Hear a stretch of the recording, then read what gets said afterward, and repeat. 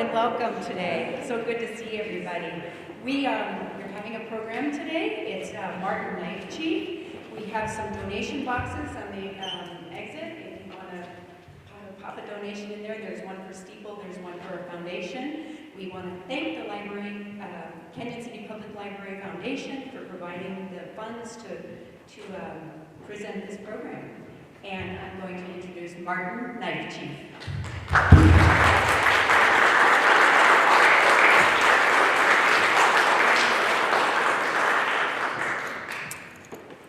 Alcola, Washte.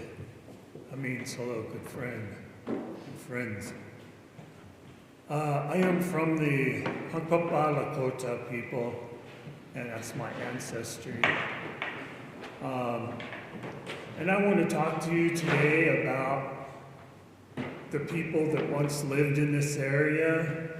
I know the Utes usually get a lot of the focus, but the Plains Native people, especially the Cheyenne and the Arapaho, also lived down in this area. There was kind of a conflict between the Plains people and the mountain people at different times. In fact, some of the pioneers from the Hogbacks witnessed a battle between the Cheyenne and the Utes out here on the flat area of Canyon City at one time.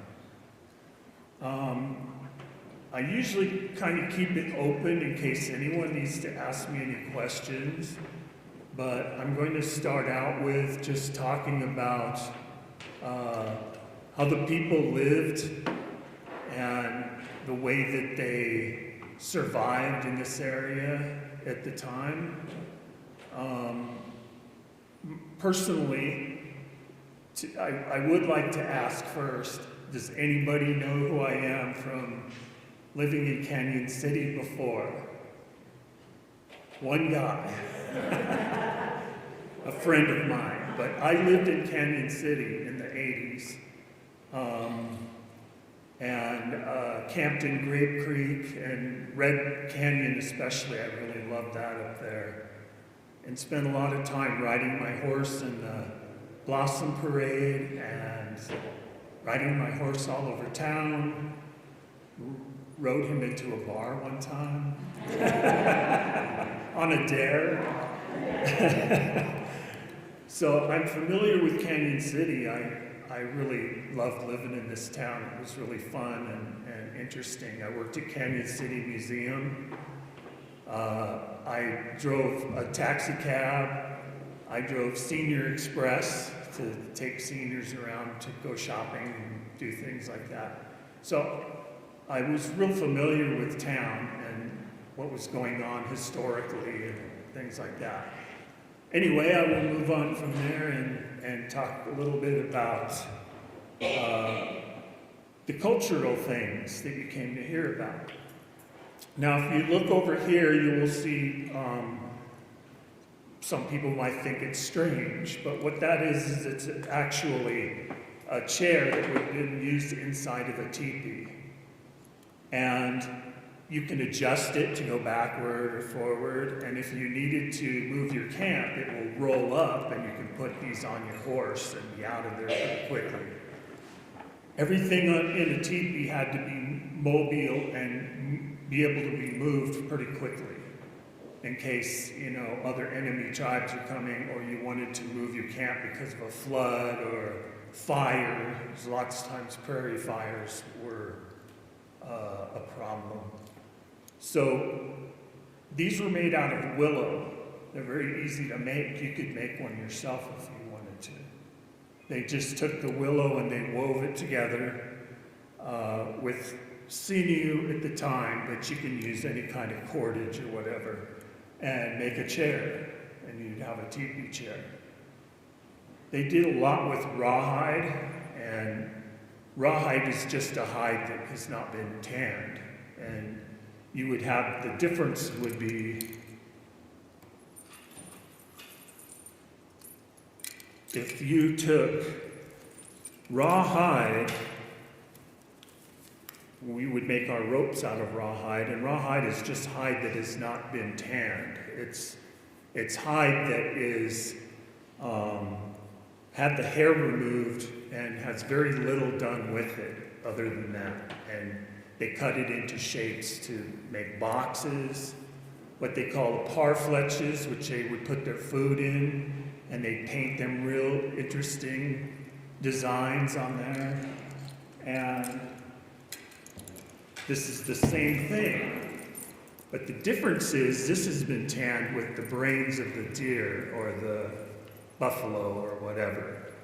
And what they would do is take the brains and the fat of the deer, and they would squish it together and kind of cook it up and work it into the hide and keep working this hide over a tree stump or anything that's sticking out of the ground that they could, work the hide onto.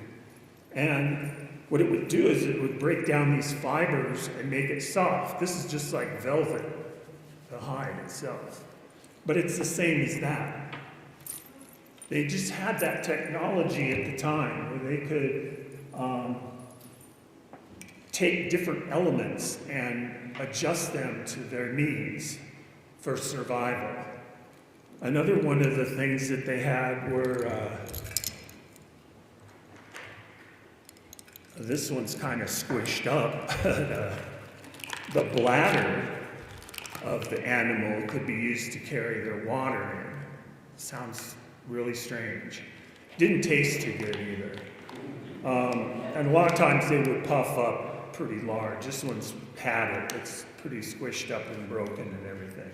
But to think that they could use an organ to carry their water in is kind of fascinating. They also would use gourds and things that they could grow or they could get from other tribes. It's not that the Plains Indians only killed buffalo for meat. They could go to other tribes that grew crops and get corn and squash and other things that they would want for food to supplement their diets. And originally in a teepee they would have pemmican, which they would take the dried buffalo, because they would have to dry the meat because they didn't have any way of keeping it. Once they dried it, they could crush it all up, and when they gathered the berries along the creeks and everything, they could take that and squish it up with the meat. And it would actually make one of the most nutritious foods that people know of. And that would keep them through the winter. They would make enough of it that they would survive. The rest of the meat they would roast up right away because it would spoil if they didn't, like the ribs, and of course they always ate the liver raw. That was just the thing they did then. And so the best cuts of meat they would eat right away. They would cook that up. And of course, they always said, well, the Indians use every part of the buffalo. Well, close, but not always. They had a way of leaving the bones and things like that and coming back at another season or something like that and gathering the hooves to make the glue, or the bones that they could crush up and make needles and ornaments, of course. If you see, I have a bone necklace on, and this is buffalo bones that were sent away to be milled and then sent back by the mountain men to trade back to the Indian people. And so they needed to keep the food well in the teepees, so what they would do is they'd hang it up inside there to keep the dogs and the wolves and things from getting a hold of it. It was survival. They had to have enough of it to get through the winter, and they just knew by adjusting it how much they would need. Now, that's not to say that at certain times they weren't going into starvation mode where they would feed less and less food to the people. But the elders and the young got the food first. because the elders held all of the knowledge of the tribe. They were very highly esteemed. And the children, of course, were the next generation to come up and keep the tribe going. So everything had to work together. All the people had their own tasks and jobs, and to be able to keep the tribe surviving. Inside the teepee, when you went into the teepee, the women went to the left and the men went to the right, and the teepee faced to the east. The women and the girls all sat over here and had their beds, their buffalo robes, and their little toys and things. And then over on the right would be the boys, and their fathers had his stuff in the back. And the mother had her spot in the back. And if they wanted privacy, they would just hang a buffalo robe across, and they'd be behind that in the back of the teepee. The parents, normally. Unfortunately, Grandma used to sit by the door because she'd have to reach outside and get more firewood a lot of times. So Grandma was always at work, working, taking care of the kids as well. One of the things that's interesting to me is that when people reach the teenage years and, they're thinking about sneaking around with boyfriends and stuff like that, they were kept apart, the boys and the girls. And what they would do with the girls, it sounds strange to us, but they would tie their legs together and tie the rope to Grandma's arm so that they couldn't sneak out at night. And the boyfriend would be outside the teepee playing his love flute real softly to try to entice her to come outside. Now, if she came outside, they would be allowed a certain amount of time under the buffalo robe to be able to visit. And if they were allowed to be together, in other words, if the father thought that that was a worthy boyfriend. And sometimes they weren't. Most of the time, like we were always learning in movies and things like that, were that people that had the most horses and things like that, that was wealth in the tribe. So if they thought that the boy was wealthy or came from a group that had a lot of horses or something, then that probably would have been allowed. Any questions right now about anything? No?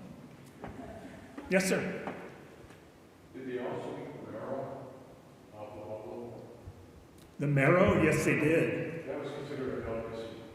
Very much. And they would crack that open really carefully to scoop that out and eat it. Yes. Very tasty. If you go to the Fort Restaurant in Denver, they serve it there. I believe Ted Montana really also there because he raised buffalo. Oh, oh yeah. That's good. There was so many buffalo in this country that we became very reliant on them, and I think that the pioneers kind of figured that out when they were pushing the buffalo out and getting rid of them systematically. A lot of it was from the government, though. It wasn't really the pioneers per se, but they did want to fence the land and have their ranches and things like that. And so that pushed the Indians around quite a bit. My people, the Lakota, the reason that I'm here talking is because the Lakota and the Cheyenne people and the Arapaho were allies. What that meant was we had smoked the pipe. I have one here, what they always called the peace pipe in movies and stuff. Oops. And it's a pipe that the stone is only found in Minnesota at Pipestone Monument there. It's a monument now by the government. But it's a neutral ground where any tribe can go and get this material. And it's a stone that we say is the dried blood of our ancestors that is coagulated and was given to us to use for our prayers. And so when we smoked the pipe, then we had a treaty. And when we had the treaty, then our three tribes stuck together to try to prevent the soldiers from, crushing us and doing away with our people. Now I'm not even going to dwell on Sand Creek because everyone, I think, knows about that. Yes, sir? What was smoked in the pipe? Oh. They have tobacco in this part of the country. The mountain men brought twist tobacco on their pack trains. And we smoked willow bark, a red willow bark that was scraped from the inside of the willow. And kinnick, which is actually like manzanita, or it grows here in the mountains. It's kind of a flat, leafed mountain mahogany or whatever. There's several different names for it. And we crushed that up also and smoked that in the pipe. We did not have hallucinogenics. We didn't do that. We never thought of that. If we wanted to have a vision, what you would do is go sit on a mountain with no food and water for 4 days. Then you'll have a vision. I'll tell you what. I've done 2 days here before, and when I went back to my truck, I could barely crawl down there, and I almost fell asleep driving back from Red Canyon. I was up in that area, back in a remote area back in there, and I was just so tired. Yes, sir? In the sweat lodges, doesn't sweating also create visions or help you to have a vision? No, but it can happen in there. I had a sweat lodge up on Great Creek one time, and I had light flashes inside of a perfectly dark sweat lodge, like flashes of light. It was very interesting. But generally, a sweat lodge is for you to be reborn. And what you do is, this is the old sweat lodges. The new ones you wear swimming trunks and, sit on carpet and all that, have electric lights. No, I'm just kidding. But you go into the sweat lodge and they pour water on the rocks 4 times. There's 4 segments to it. And the person leading it will sing a song and beat on a drum. And everyone sitting inside there, naked, of course. And it's only men or only women. It's not mixed. They mix them now, but they did then. And it's really to pray to be cleansed of all of the badness and the dirt in your skin. And it's a cleansing thing, and to clean your mind. And it's supposed to be that when you crawl out of the lodge as you're naked, you're being reborn. So you're being reborn into the world. It's really quite fascinating. The original one. The new one's a little out of control nowadays. I don't think that 60 people should be in a sweat lodge, if you know what I'm talking about. I'm sure you've heard the story. Anyway, the sweat lodge usually is done before wars. It's done before other ceremonies, such as the Sundance. And another thing about the Sundance is you've probably seen pictures or seen in movies where they're hanging up by their chests. No. you're not staring at the sun, you're staring at the top of the Sundance pole. And what you're doing is you're dancing around that pole and you're staring at the top of that pole and you're pulling back with skewers in your chest or eagle claws. And you're pulling back as hard as you can, dancing around that pole, and you're tweeting on your eagle bone whistle, and you're trying to, that will bring a vision as well. But what it's really, you're doing is sacrificing for the tribe itself. You're giving of yourself. The only thing you have is this. We call this the robe. All of us, this is all we have. Everything else is extra.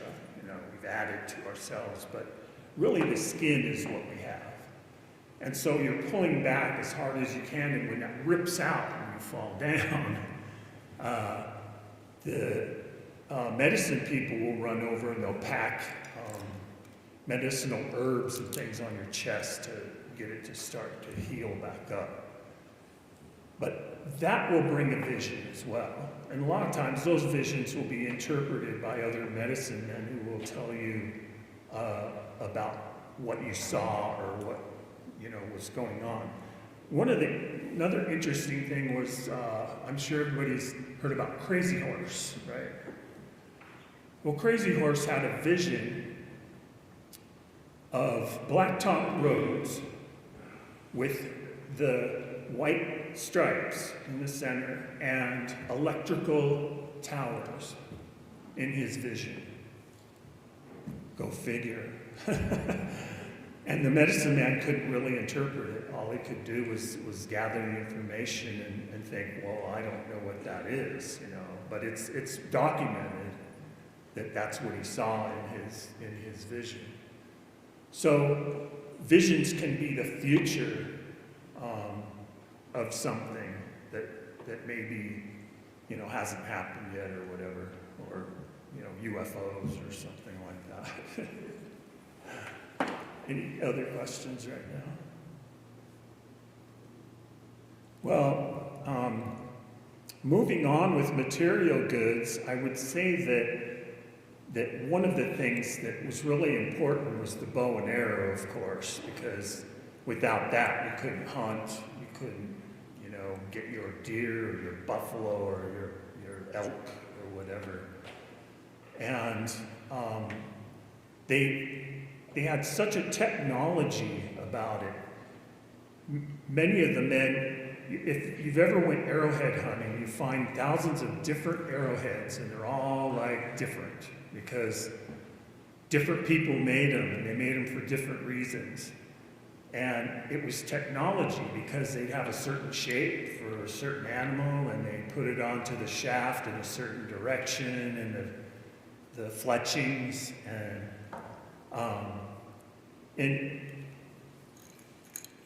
let me get this. Now I have this arrow.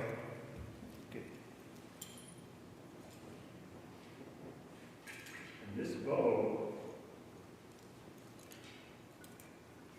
This could kill a buffalo. And the reason being is this is a heavy arrow with a heavy metal tip on it. This is an Osage orange bow, which has a very, very strong pull, and they don't really break. They just won't break. This could shoot this arrow right through a buffalo into the ground and kill that buffalo if you shot it in the correct position. And generally, when a buffalo's running, they run, forward and back, and when you're riding over here on its right side, and as that buffalo's leg reaches forward and you shoot that arrow right through here, it goes through the lungs or the heart and will kill that buffalo within, 1,000 yards or even less. The buffalo will drop down. I just had a friend that went on a traditional buffalo hunt, and they even filmed it. And it's very interesting because it's not a movie, it's the real thing. He actually rode his horse alongside of that buffalo and shot it with an arrow and killed it. Interesting. They used sinew to wrap the arrowhead and the fletchings on the back, and that would, oops, and sinew for the string on the bow. And this was because that was the strongest material that they had at the time. They didn't have nylon and other kinds of cordage or whatever. Any questions about buffalo hunting or? This is iron, and what a lot of times they would get old wagons, they'd find them out on the prairie abandoned by the pioneers. They left a lot of junk along, and barrels and things like that had iron on them. And because they could always get tools from the traders, like files and saws and stuff, they could actually cut out pieces of metal and pound it out to make metal arrowheads. These were usually made from the hoops off of a wagon, off the tires of the wagons. And they made very good arrowheads for the purposes that they were using them for, of course. Hopefully not killing people. Yes, sir. History of the white buffalo. Huh?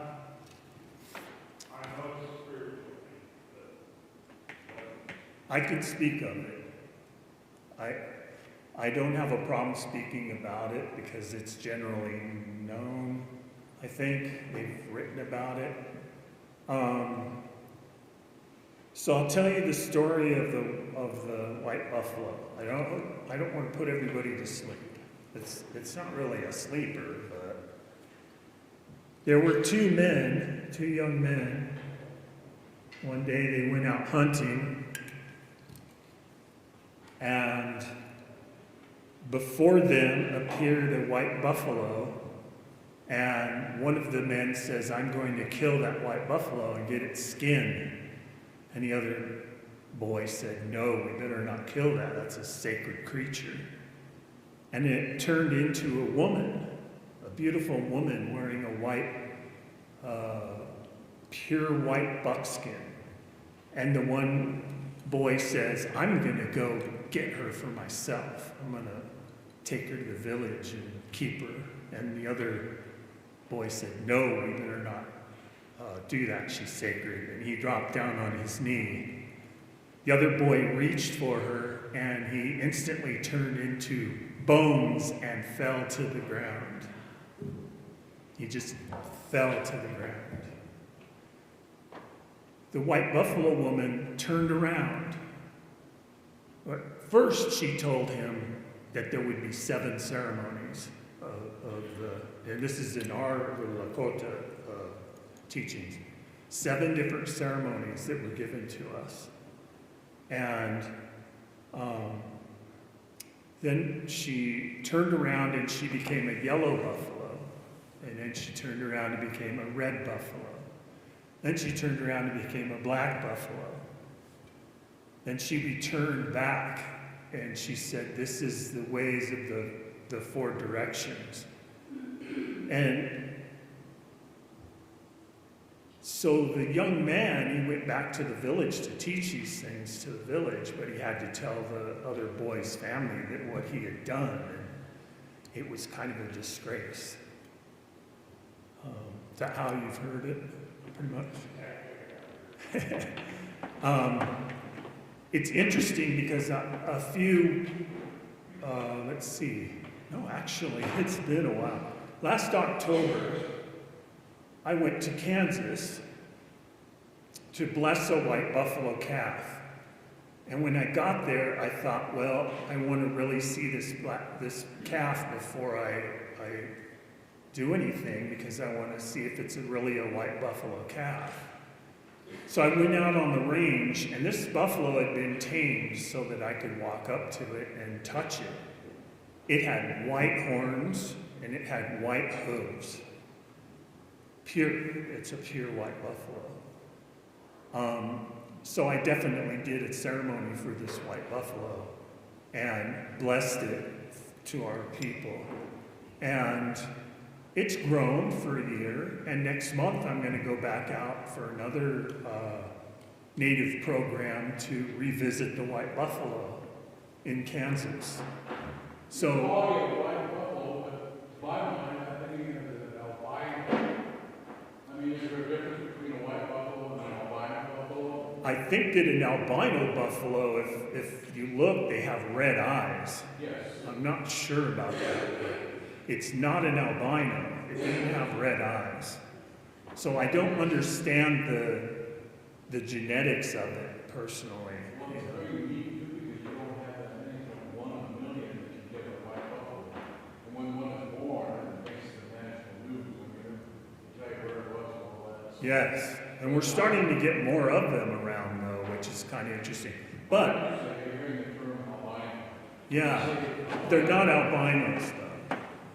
And an interesting thing is that some of the white buffalo that you keep hearing about, a white buffalo here and white buffalo there, other white buffalo have dark horns and hooves, and they turn color later. They start getting color on their hides. They don't stay pure white.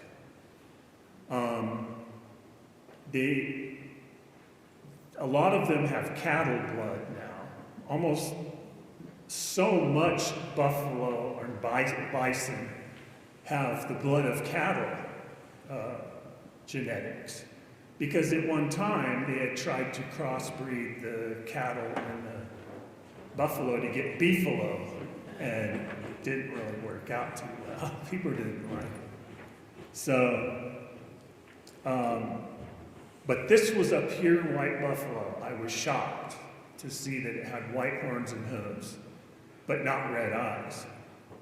So I can't place it except that it's a sacred being, you know, to our people and is meant to be there for us.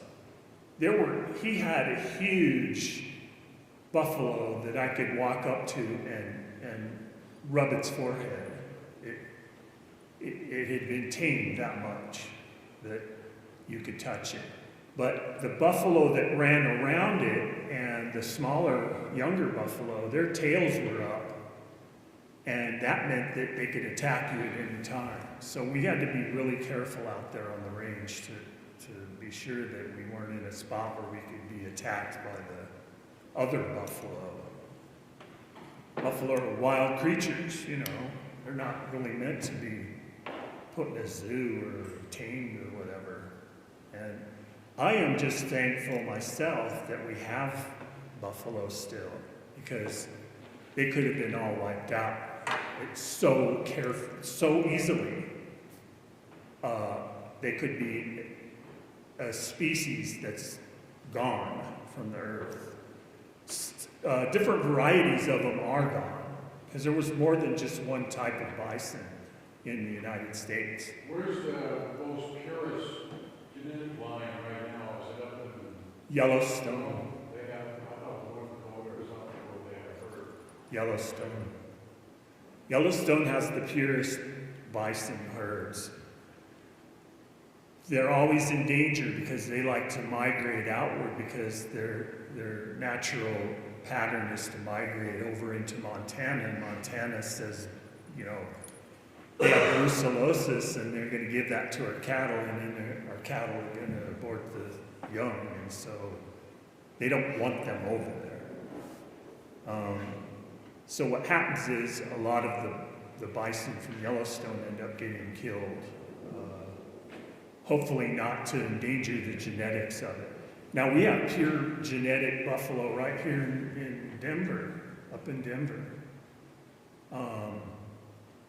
The Rocky something Arsenal. Rocky Mountain Arsenal? Is that what it is? Yeah, and they have some purebred buffalo. Yeah, I think those are purebred as well. So that keeps it, we're keeping the genetics where they can move those buffalo around and not, you know, have a problem with They're young, being born with 3 hooves or something. So, when we lived, yes ma'am. We can go back to the bow and arrow again. Oh yeah, Did your tribe ever make arrowheads out of stone in Central Illinois and along the creek bed and everything? My brothers and sisters and I all had stone arrowheads and Indian beads, and our brother kept them all in a scrapbook. And then part 2, we had Osage orange in but I didn't realize it was Osage orange out here. This Osage orange is not from here. This bow would have been brought here by my people, which came from South Dakota, North Dakota, also down into Nebraska and Minnesota especially. But they migrated west to get away from the Chippewa, which is, we used to fight with the Chippewa a lot.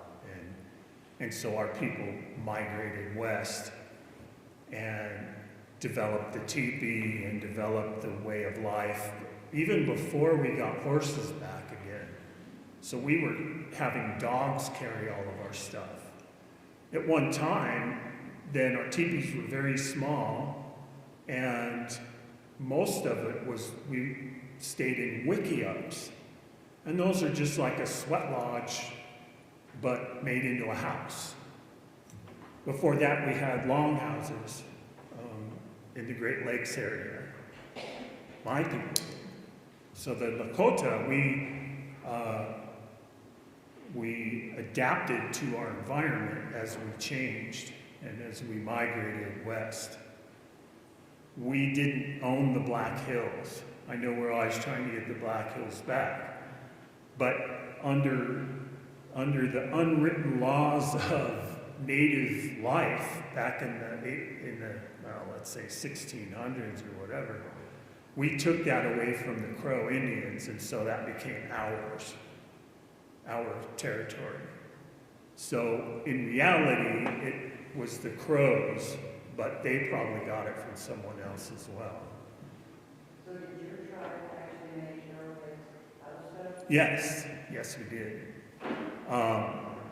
We had to make knives out of stone, arrowheads out of stone. We had no steel at one time before the mountain men came across, and Lewis and Clark came with his people and brought knives and tomahawks and all that kind of stuff. We really didn't have any of that. Most all of our arrowheads were stone, and our knives were as well. Now, a stone knife can cut open a buffalo and strip it out, all the meat and everything. Problem is, if you drop it, it's broken, you have to make another one, you know. So when we started getting, we started getting metal knives, this was special. This was, we moved our culture ahead hundreds of years just by getting these knives. The next thing was kettles. When we started getting kettles, that was very important to us. That was almost like the microwave of its time, because we had to take the buffalo's stomach and open it up with 4 sticks and put water in there and put our vegetables and our meat in there. And then we had to take hot rocks from the fire and put them in that water and take them out of that water and put them in that water to cook it, to get it cooking. Of course, Grandma she had all the time in the world to do it, right? She wasn't doing anything else. I say Grandma because that's who mostly did the cooking around there. So when they got the kettle, it was like, wow, we can carry water from the lake or the river. We can cook in it. We can carry berries in it. We can carry stuff in it, meat in it, whatever we want to do. So it advanced our culture immensely. Just that's another thing it did as well. A lot of times people want to talk and say, well, it was the gun that advanced the Indians or whatever. No.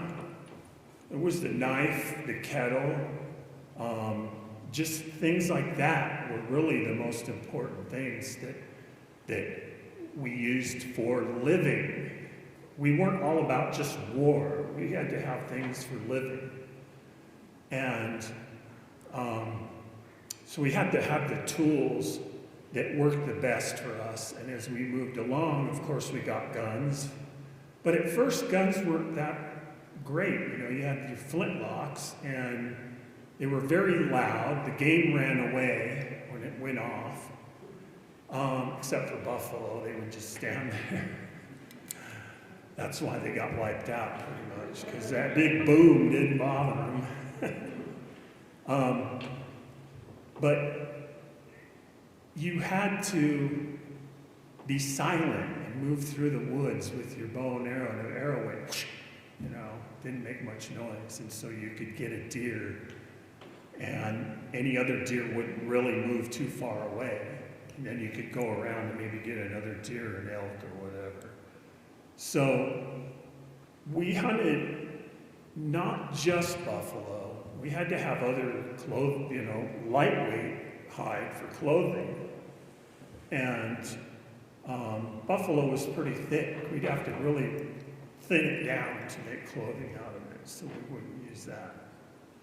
But they would also use stones for scraping, for scrapers, to scrape all the fat off the meat. So he might have found scrapers, knives, stone spear points, because they could use spears too, you know, to hunt game with. I don't know about running up to a buffalo and stabbing it with a spear. You know? I have heard that people got flipped up in the air and stuff like that, so I don't think that's too fun. But when the flintlock rifles came out, if you were in damp country and your powder got wet, you were out of business, you know. So, yes? Not really. Would we trade for pottery? We would get pottery now and then to carry some things in, but pottery would get broken pretty easily. It's kind of like we would get gourds as well to carry water in and for dippers and stuff like that. But after a while, they'd get broken, and you know, just from moving them around or having them on the travoy. The travoy is actually like the SUV of its day. If they grow crops like raised corn or maize, you mentioned gourds, that had to be something that somebody grew. Were the women into agriculture at that time? The Pawnee were known to grow crops, and some of the other tribes would grow crops, and we could trade for some of that stuff. We didn't grow crops, but we could trade for it. And we could gather, you know, we were more hunter-gatherers. We would gather berries and all that kind of stuff. And of course, have to watch out for grizzly bears, because this country was full of grizzly bears at one time. And it's hard to imagine, but if you were to live back in those days, you might see a group of wolves, at least 30 or 40 wolves together at once, hunting in the buffalo herd. Now, you could be killed by one wolf. Can you imagine what would you do if you only had a bow and arrow, or you had a flintlock rifle and there was 40 wolves out there? You know, that's why we killed off the wolves. We killed the wolves off, and we also got rid of the grizzly bear, because the grizzly bear is here and we're here. We are their food. And we are not up here. We're up here with intelligence, but out here on the prairie in those days, we were the food of the grizzly bear. So the bear had to go. That's why we almost killed all of them off. Were you in the dismal, when you practicing any dismal stuff like treating homeless and stuff like that? I mean, you know, they did have doctors out on the line. They would have nurses out on the doctor or whatever. Did they have certain types of plans that they would believe that had dismal properties that would help treat illness? Yes. Quite a few of the things that grow naturally out in the mountains can be used for medicine. You have to be careful because some things are poisonous. You know, you'll have some of the things that grow along the water. I'm trying to think what it is, but there's a poisonous plant along the water, but there's another one that we use that's almost identical to it. So you have to really be careful. But we could heal different kinds of illnesses, especially like coughs and sicknesses and things like that. We didn't have immunities really when the Europeans came over, so a lot of us died out because of smallpox and other diseases that they carried over here with them. But we did have medicines that could be used for healing. One of them that we use still today is sage, and we will use that if you get a cold, and you can make a sage tea, and if you don't like the bitterness, then you can put honey in it and drink that, and it will actually help you with your lungs, and just breathing the vapor of it. And so the medicine men knew that stuff. It wasn't like in the movies where a guy shakes a rattle and acts like an idiot. No, we didn't have that. We had actual medicine men that knew healing, and a lot of times they were women. They weren't men at all. That brings up a whole nother question about women's roles. Well, in the Lakota way, women were not,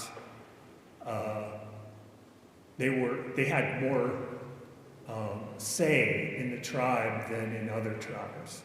In the Lakota way, you go back to the teepee and the woman whispers in your ear, this is what you should do, or whatever. They didn't have women, well, you stay in your place, or whatever. It wasn't like that then. So our culture was almost more advanced that way than the white man's culture, who thought of women as property, still, when they came across the prairie. Women were not, didn't have a lot of rights. Yes?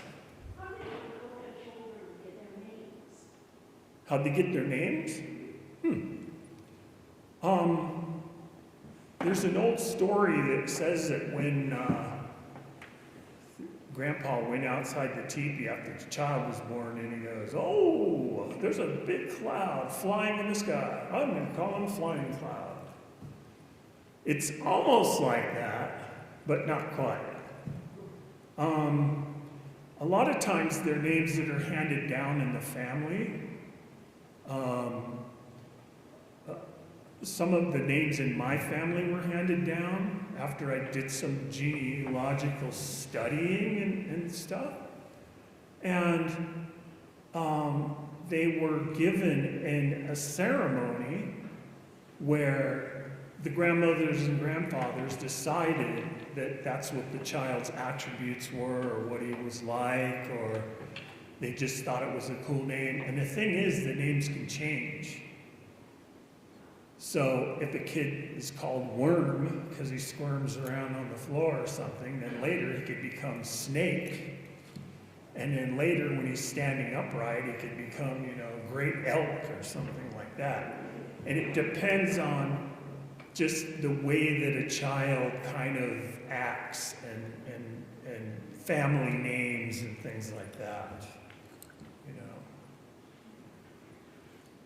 So, yes, sir. Can you comment on if there was a transition to canvas for teepees and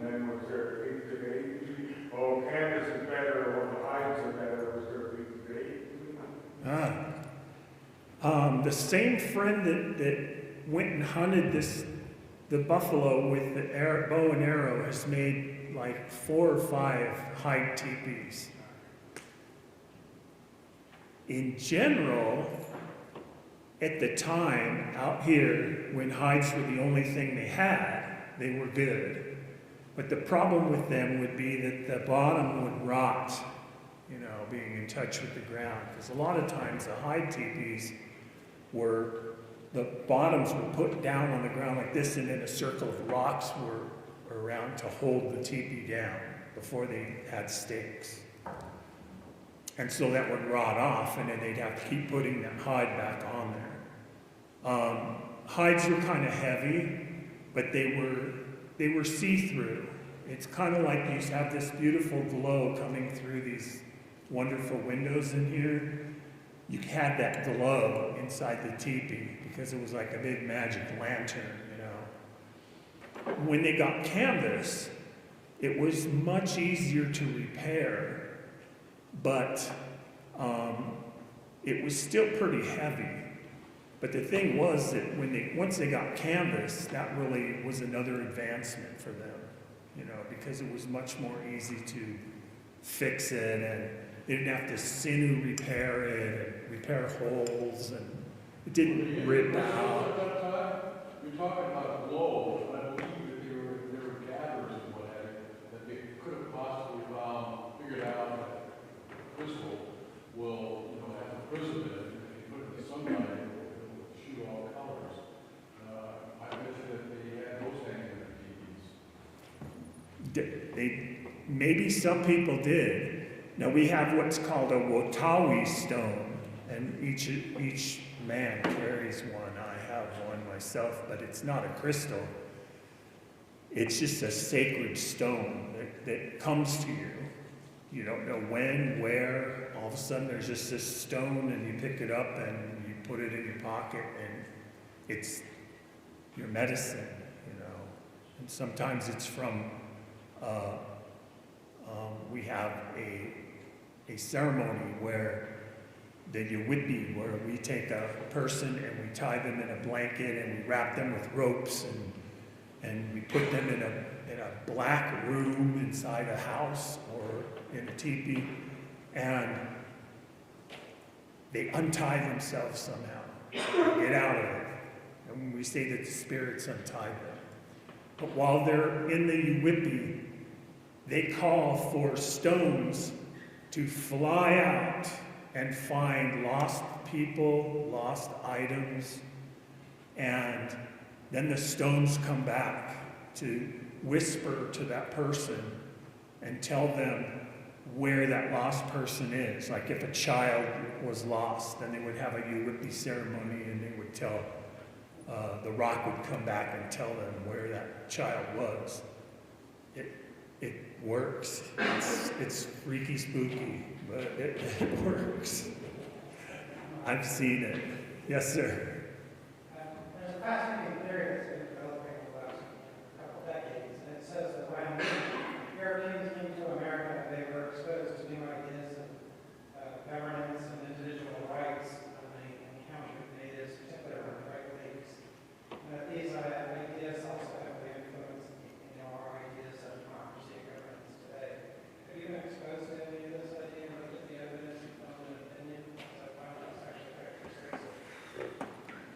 Yes, that's another interesting point, is that we had a governing body before the white man came, because the only way that a village would work correctly is to have people in charge that would be in charge of safety. We had our soldiers, basically, that would guard the village against grizzly bears and things like that.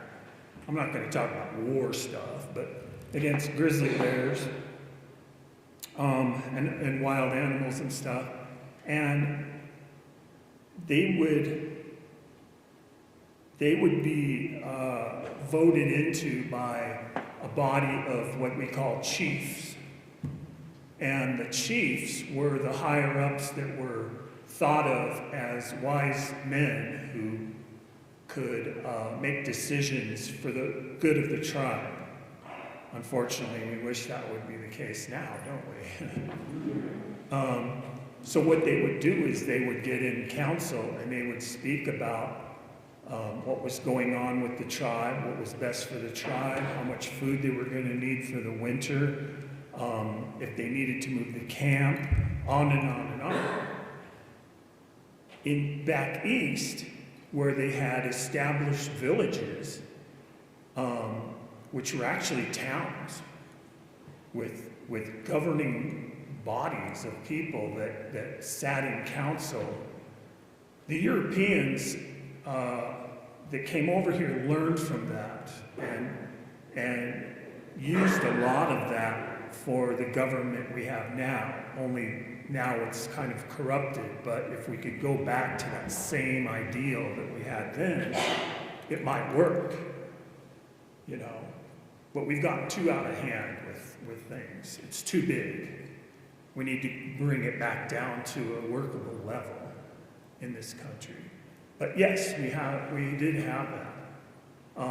Some tribes more than others. Now, if you have like the Apaches or Comanches and things like that, they just said, we're going to do this, or we're going to go here. You know, they did it as a group effort kind of thing. So they didn't vote on it or anything. There's a strong argument to be made that it was living democracy in the United States of Iroquois. Yes, absolutely. And women were allowed to speak. That's the whole thing. Is women were allowed to have an opinion.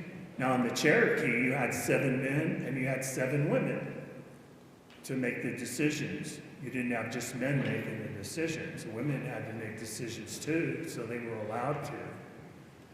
Because there was so much that women did to keep villages going. And I'll tell you this, the teepee belonged to the women. And if the women thought that the man was a bum, they could just throw all his stuff right out the door and say, see ya! Very well known in my tribe that that's the way it could be. And the man had to accept it. That was an accepted way of life back then. But the women made the teepee. They put the teepee up. They took the teepee down. They drug the teepee around. The teepee was theirs. The man just lived in the teepee with the woman. And so the women were in control of that. They were in control of the way that the food was handed out and prepared. The men had no say in that either. So a man couldn't say, well, I want my family to be fed before these people. No, it couldn't be that way. It had to be the way that it has always been. The children get fed and the elders get fed. So it's an interesting thing because it took us a long time before women actually got some rights in this country. And you know, they learned how to, they got the vote really kind of late up in Wyoming, right? I think. And that's when it started. But they had to fight for that right to do it.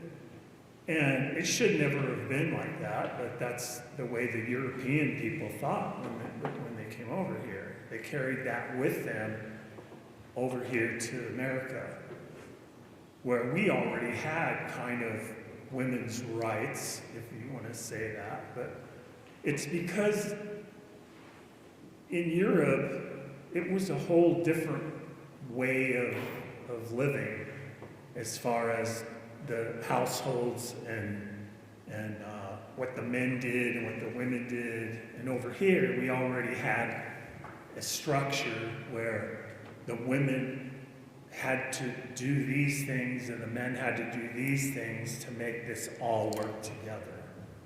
It was the only way a village would survive. Otherwise, it was impossible. So. Well, you were nomadic. How often and how far would they go to, once they left the area and they decided they would move on? How far apart would it take them to recamp and reinstall camp and move on?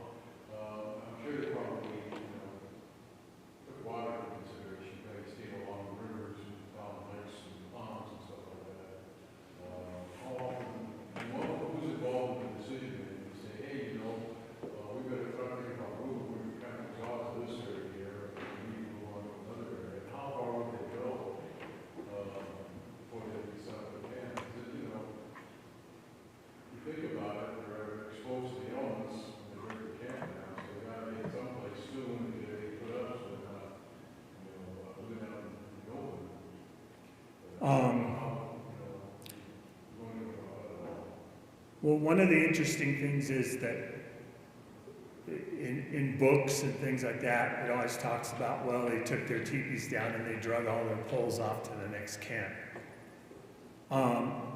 It's kind of known that they didn't drag all of their poles off to the next camp unless they were going somewhere where they knew there was no poles. What they would do is, because most tribes camped in the same different areas of their domain, which, you know, if I said that on this side is Lakota and on that side is Kiowa, then the Kiowa don't want to cross over that line and possibly be attacked by us because they're in our territory. So people stayed in their territories. And so when you moved your camp,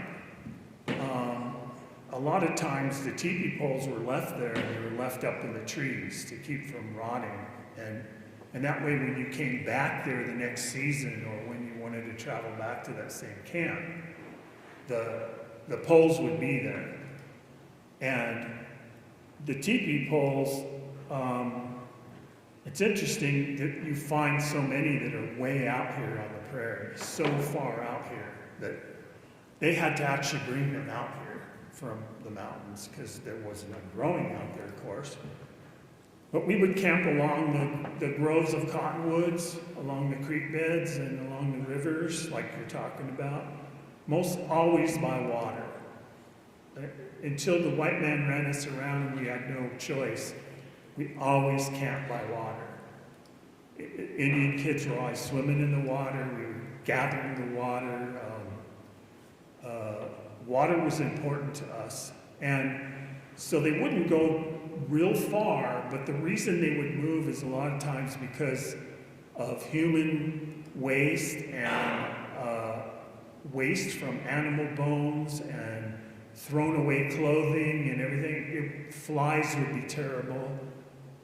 Dogs would be fighting over the bones, dragging them through camp and everything. And then the higher ups would get together and say, we've got to move this camp. It's just getting too bad. And so they would move the camp to a nice clean area and put it back up again. Also for safety and also for weather-wise. You know, we had weathermen. They never talk about that. We had men who watched the weather and would tell us what's going on with the weather, and they could tell just by the cloud formations, the wind direction, and things like that. They could tell whether a bad storm was coming or a tornado or whatever, and they tell them to move the camp to a safe area or take the teepees down so they wouldn't be ripped to shreds and things like that, you know. And the camps were never really huge groups of people. You're not going to have 500 teepee camps. You're going to have 50 or so in a regular village, you know, maybe even less. You know, in the early days, they didn't worry about other tribes except for they'd come and steal their horses, and then you'd go steal their horses. And then somebody else steal all the horses. You know, it was kind of a game. So you wouldn't have problems with other tribes attacking you and stuff. If you did, what you would do is you'd get with other groups of teepee dwellers, other camps, and you'd put all your camps together. So then you'd have enough warriors to be able to keep those people away or to go on a attack or whatever you wanted to do. So camps were never all that large, like you always think about, like, you know, Dances with Wolves or something. Yeah, greasy grass now. There's your camp. We got everybody together for that one. Custer didn't know it. Yes. Oh, yeah, you were talking about boundaries. How come? I have a lot of people that I know, but how come the Navajos don't like the Cherokees? To this day and age, The Navajo don't like who? the Cherokees. The Cherokee? Yeah. Oh. Why, since we're all Native Americans, going from Florida to the Salems to the Pacific Northwest, oh, Yeah, you're all Native Americans. yeah. Okay, why is it any different back then than it is right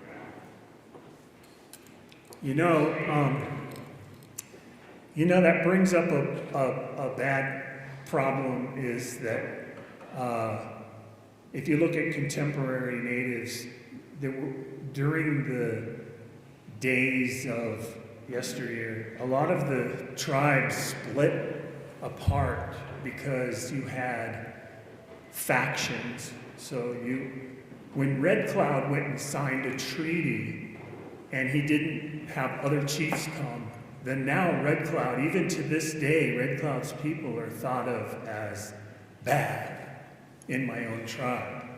There's people that won't talk to the Red Cloud people. I didn't know that Navajos didn't like Cherokees. That's really interesting because they were never really together at any time in history. But in modern times, I don't know why they don't like them. Maybe it's because they think that a lot of people say they're Cherokee and they're white, but they don't know how much Cherokee blood they have or something like that. I don't know. That's a strange question, but yeah, I understand what you're saying. Yeah. Sorry. I want to ask a question about Canadian spirituality, because I think it's been kind of misconstrued through books and through history. I've had the opportunity to have been part of the lodge until my uncle Bill passed away. And like I said, with the stones, you do see and experience some incredible things in there. But I want to say that it's probably one of the most authentic things I've ever experienced in my life as far as being heartfelt and very close to, I don't know, I think Lakota, but maybe just like my friends with the Navajo and other parts, you never felt naming God because they call by other names, the great mystery and things like that. They didn't give them a name. So it was confusing to the cultures, and they came in and said, well, they don't believe in God. Well, no, they just don't call him by that name. It's the great mystery behind the sun or whatever. But I think it's always been misconstrued going to the lodge, and it's something else other than a holy reverence. And I know that my experience going in was certainly very beautiful because, you don't wear your makeup, you don't wear your sleazy clothes that they tried to implicate over the years. And I think it would be nice for you to maybe express that a little bit more, that going to the lodge is something to be revered, not, I don't know, when I grew up in the 60s and 70s, it was like, oh, you got a lodge, get a little crazy in there and do some dope. No, if I showed up like that way in the lodge, and I would Bill would say, never come back. The thing is that we look at everything, everything's in a circle. Everything is in a circle for a reason. The earth is in a circle, and we believe everything's in a circle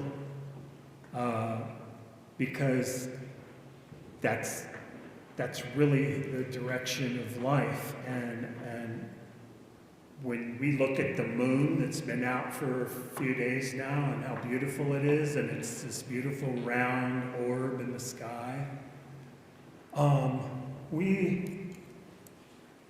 we look at things that we make even are sacred to us because they represent that connection to the spiritual world, as we say.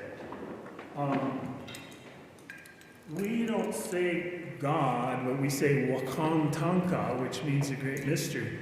Also we say Tunkashila, which is the grandfather, when we do our prayers. So we do pray to the Creator, and smoke our pipes, and when the smoke comes out of the pipe, and we take our eagle feathers and we wave that smoke up to carry those prayers up to the Creator. And the eagle flies higher than any other bird, so the eagle is what carries those prayers up to the Creator.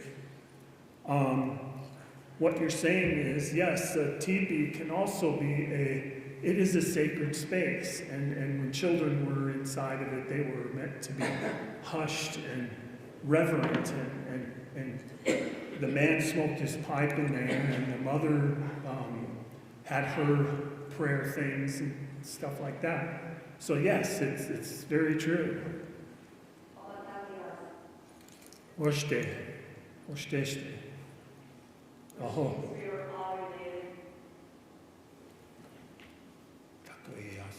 We're all related.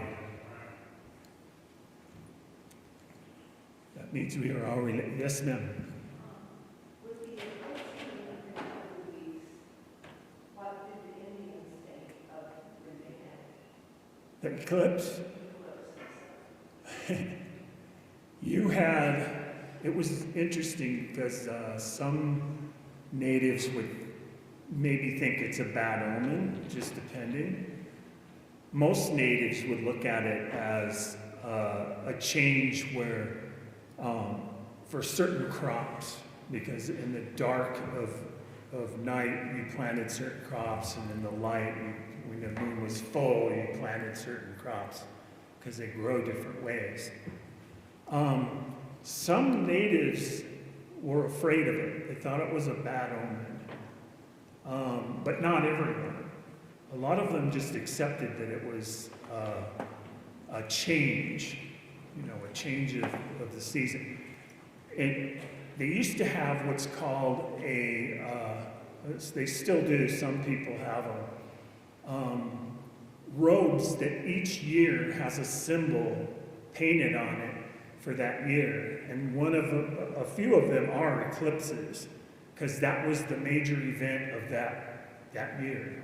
And there was one that was called the night that the stars fell. And that's when a huge meteor shower happened on the southern plains, and the Indians saw that.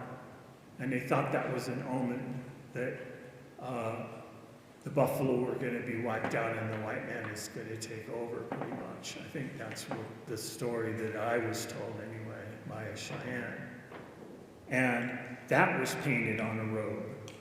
And so when they're painted on the robe, it's a life. It's a history. And it goes in a circle all the way out like this, and each year is a new symbol is painted on there by a person who keeps the robe. So it could have been a bad sign. It just depends, on the tribe and what their thoughts are at the time,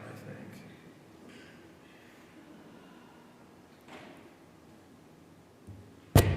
Excuse me. It's on. Yes, ma'am. I was just interested as to what the various components of the Icarus represent. Is there some symbolism or something? Excuse me. Somewhere in our history, someone had a vision of a headdress where the feathers flared out like a sunburst. And, you've had dreams where you've thought of something that no one else has thought of before. I would imagine most people have, like maybe an idea or something.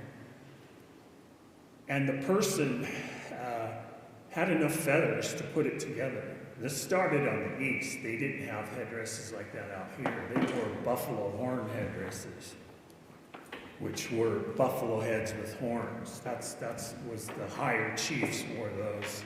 Didn't have headdresses then.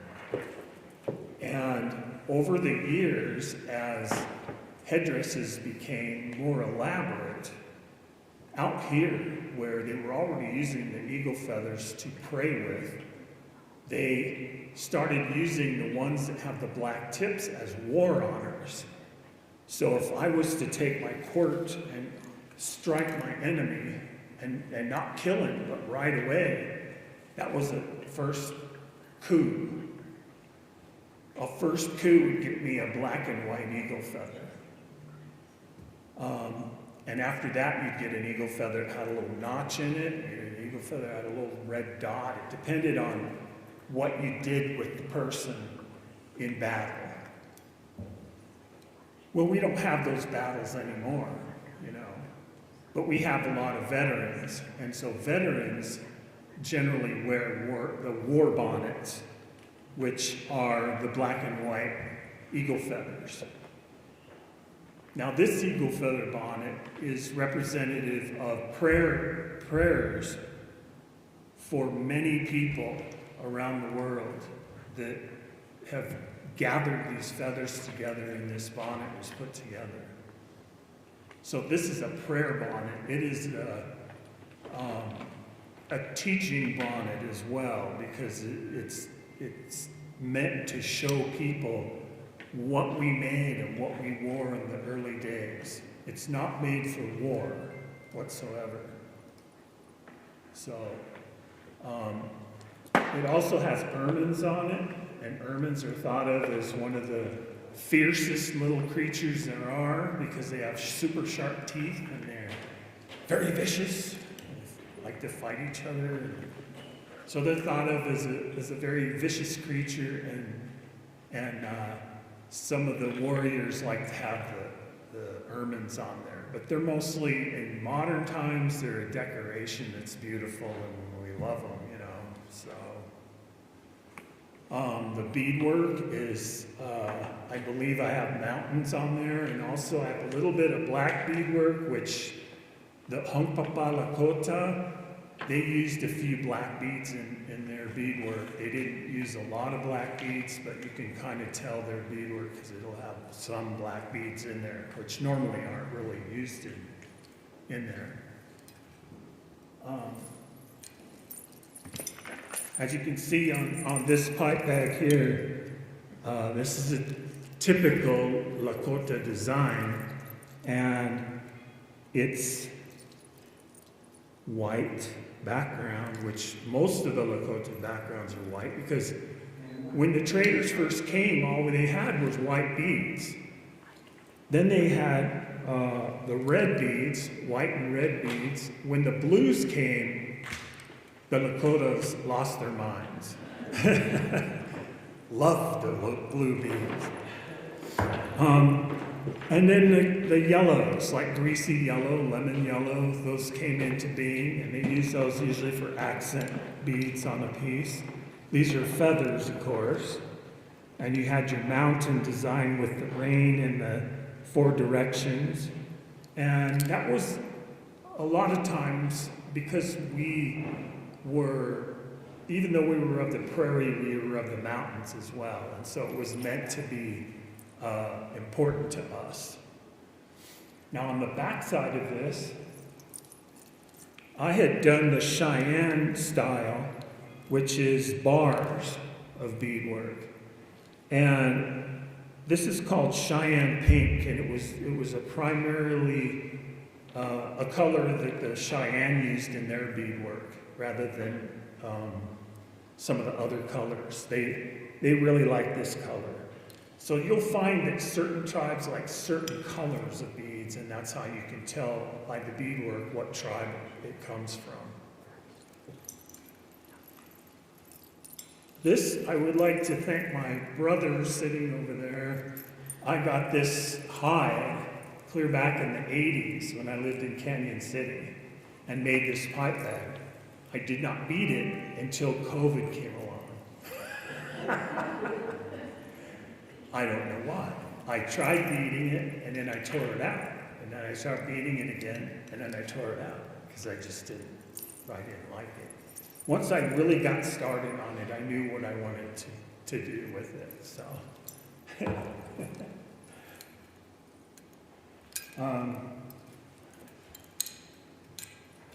here's another type of Cheyenne little bag, a little pipe bag for carrying a little pipe. And you can see the difference in the design. the bars of beadwork that go across and are very representative of the way that they do their work. And crow beadwork is totally different. It has a lot of different colors in there that we don't use. And other tribes have other different beadwork too. The Arapaho beadwork is different. And if you get up in the Great Lakes, they do floral beadwork that's real beautiful. So we were very much into beautifying our world around us and ourselves. And so we like to decorate things like this top hat that's sitting here. That would have been brought from the traders. We got to a point where we really liked top hats because when we went back to Washington, D.C., they gave us all top hats and we got our pictures taken.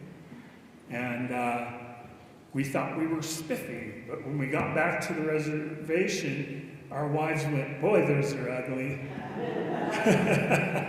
Looks like you're wearing a stovepipe on your head. Not this type, but the ones they had. And so they would bead the edges and they put feathers on them and flags and all kinds of stuff. And it'd doll them up a little bit.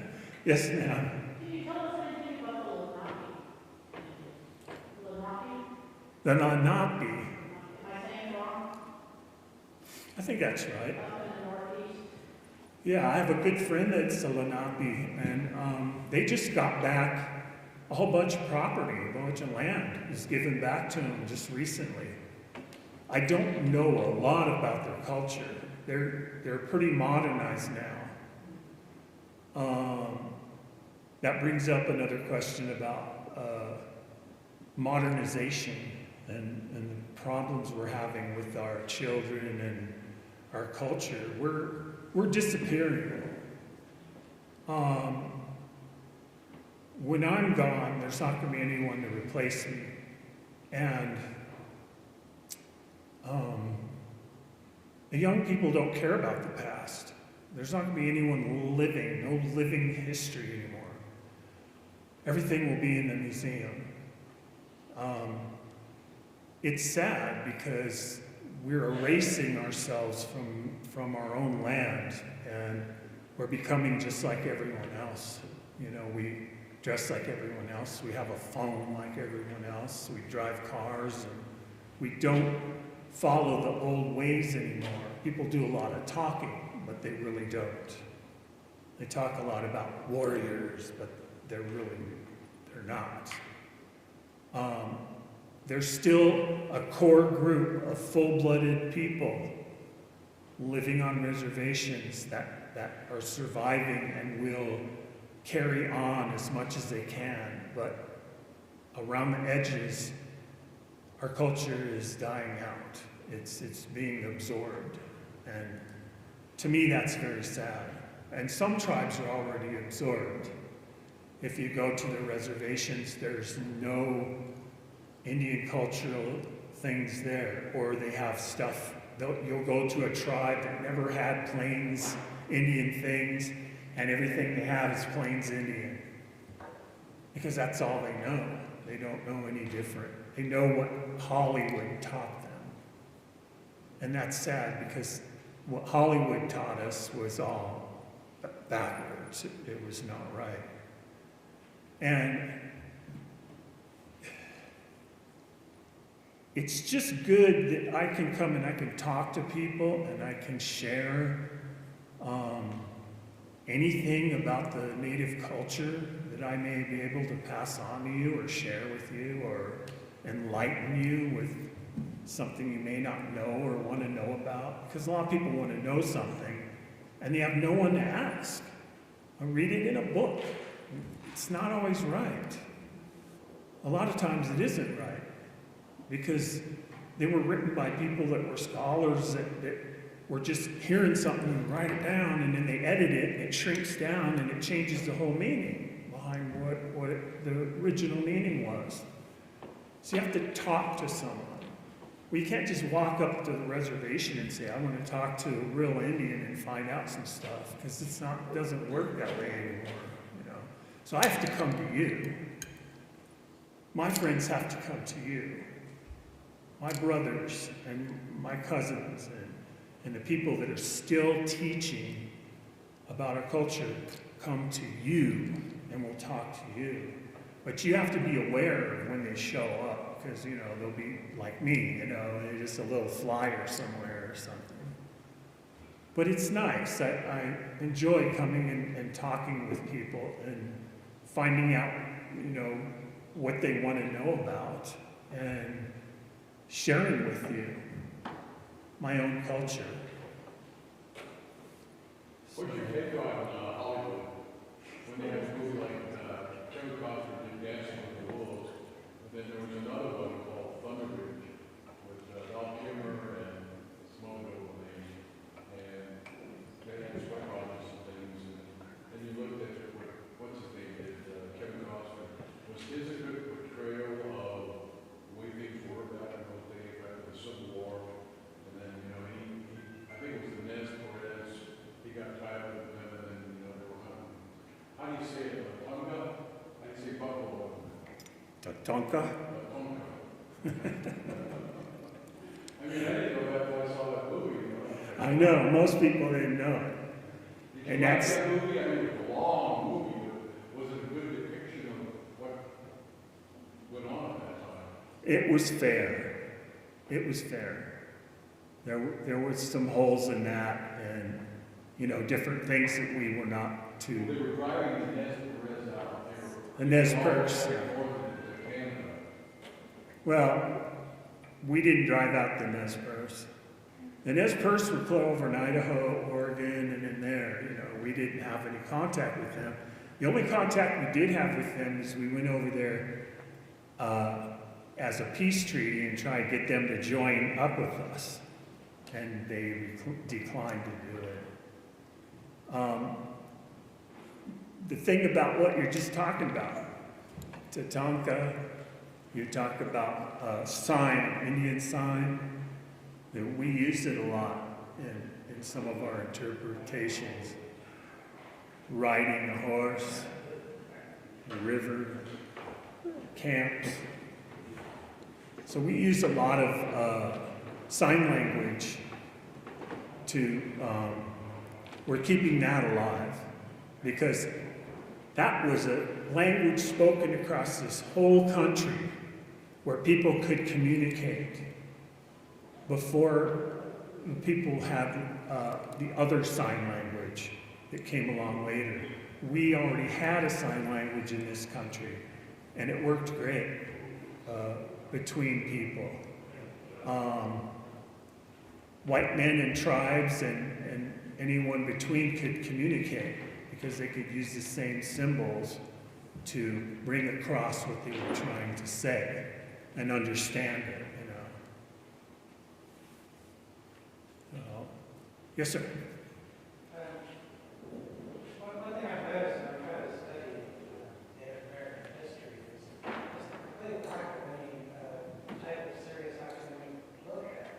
For example, psychology, curriculum in St. Louis, UNESCO World Heritage Site, you know, is really native archaeological site, and you try to find information about it, and there's all sorts of studies.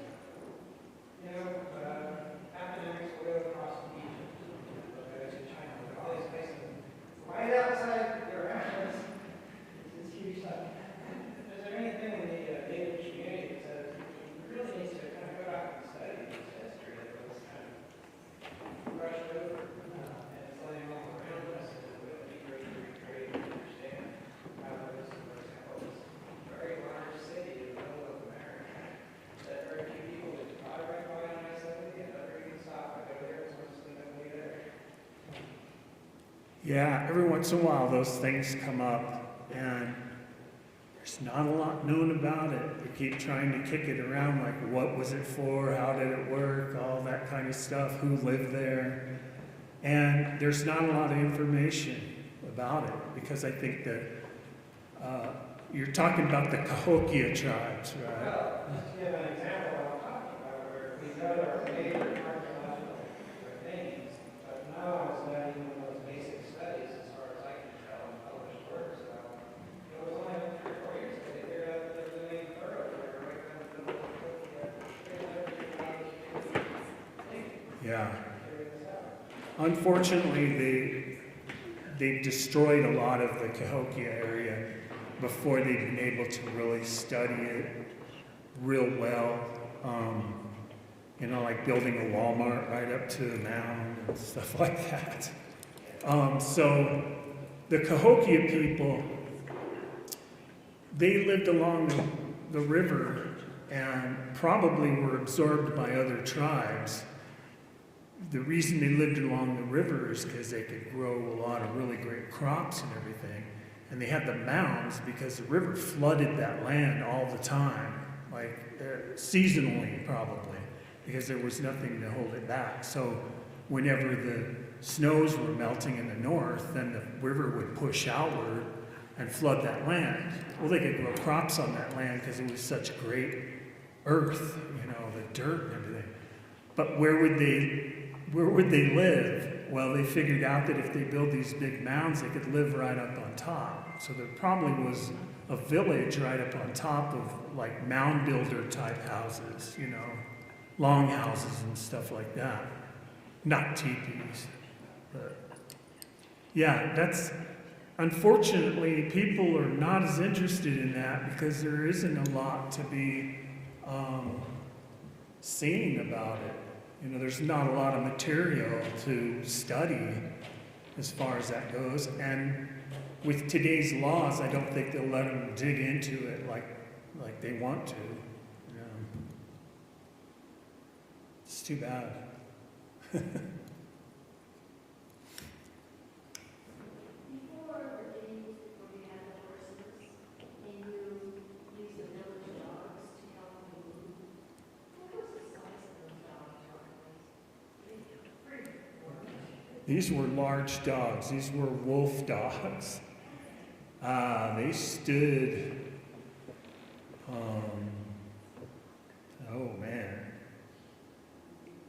like 2.5, 3 feet off the ground. They were huge. They were big. Now you see wolves today, they're big, but these were bigger, a little bit bigger than wolves. And then there was also camp dogs, which were little scroungy kind of dogs as well. We're actually trying to save camp dogs because they're a certain breed now. They've figured out that they are genetically different than other dogs, and so now they're trying to keep them from dying out. They still have them around the reservations, running around, you know, digging in the trash and stuff. So, yes. Are there concerted efforts to maintain the Lakota language? The Lakota language is not dead. We have Lakota language seminars, not only in South Dakota, but here at CU University and other places around Denver where they get anyone that wants to learn the Lakota language can come there and they will be immersed in a Lakota weekend where they can learn some of the language. And there's a push to keep teaching the young of this language because the young want to talk like their gang members, you know. So we're trying to keep away from that and keep them interested in keeping our culture alive. That is the main thing. We can be Americans, but we gotta have our language that we've had forever, you know.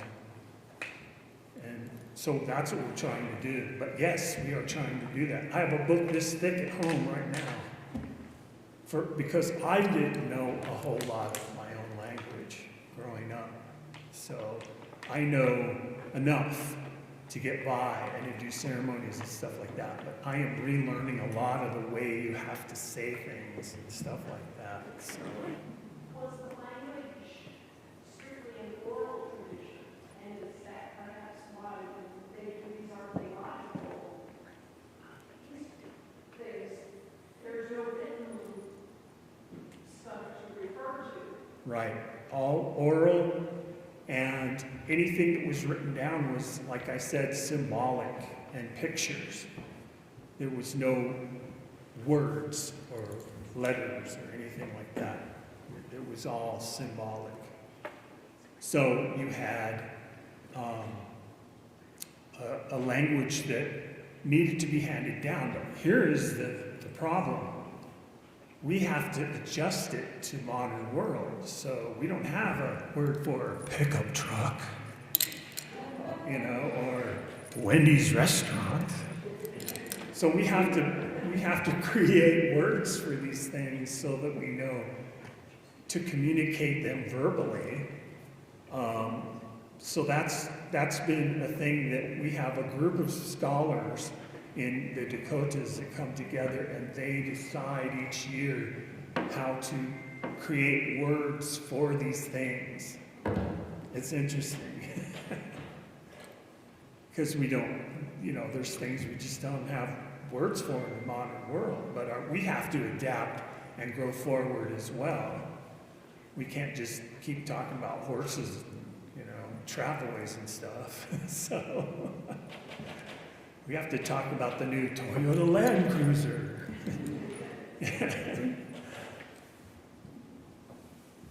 So,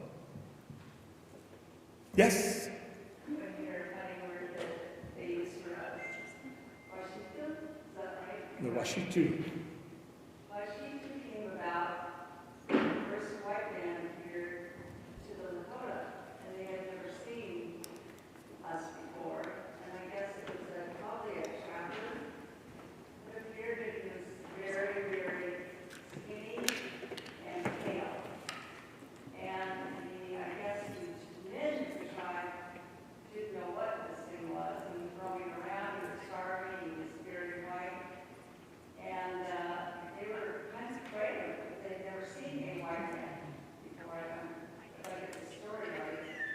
Well, it actually came about because the white man took the best of everything. So when he took the best meat, and he wanted the best furs, and he wanted the Washichu means taker of the best things, which means the white people. So Yeah, I thought he went and took, so the women figured out who was, at least what I learned from him, he went and the women realized he was starving, so they led him to the fat of the deer, and he took the fat, and they said, well, they named him he who takes the fat. the fat taker, yeah. Yeah, so anyway, that was what I learned, that was actually funny. Yes, that's true.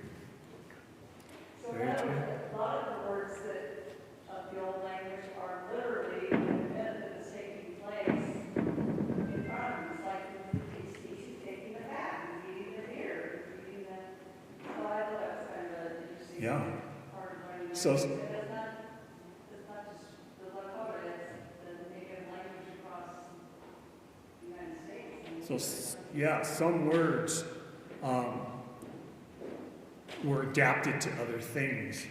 You know, you would take a word and use it for something else that was similar or meant something different. But even back in the mountain days, they had to create words for beads and words for guns and things like that. We had to create those words because they didn't exist. So even back then, we had to create words for things.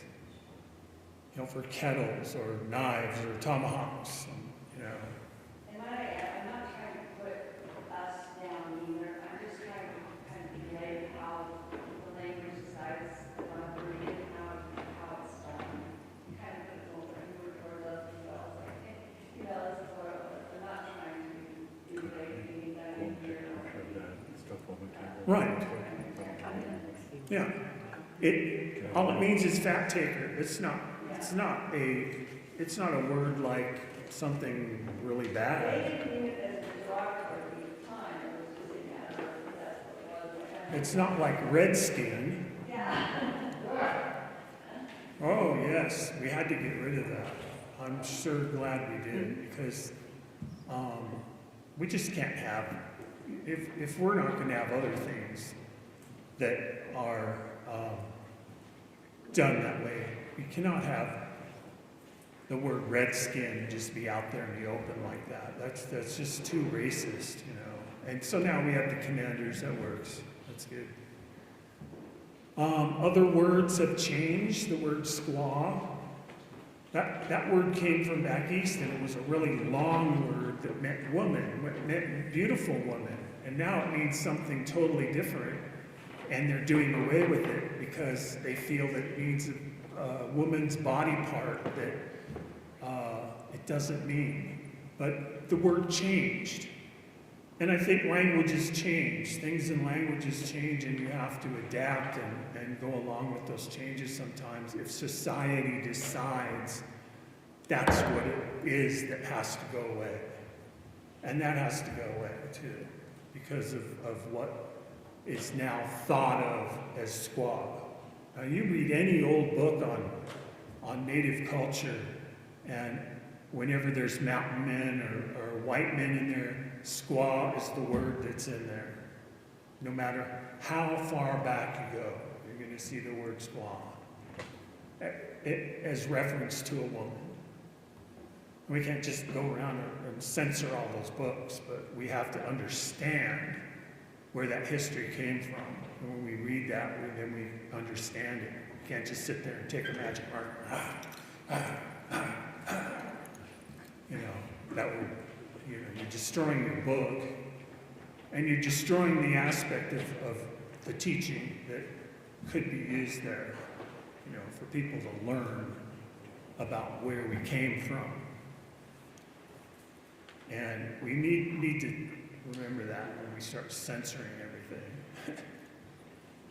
So, because I grew up in a pretty racist era. We were just at the tail end of all that, so we're doing pretty good now.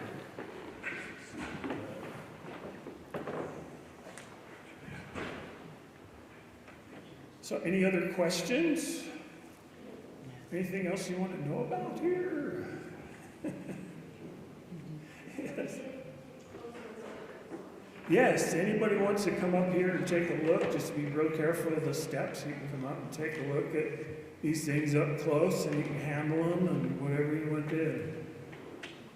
Yes. Thank you, Martin. Thank you.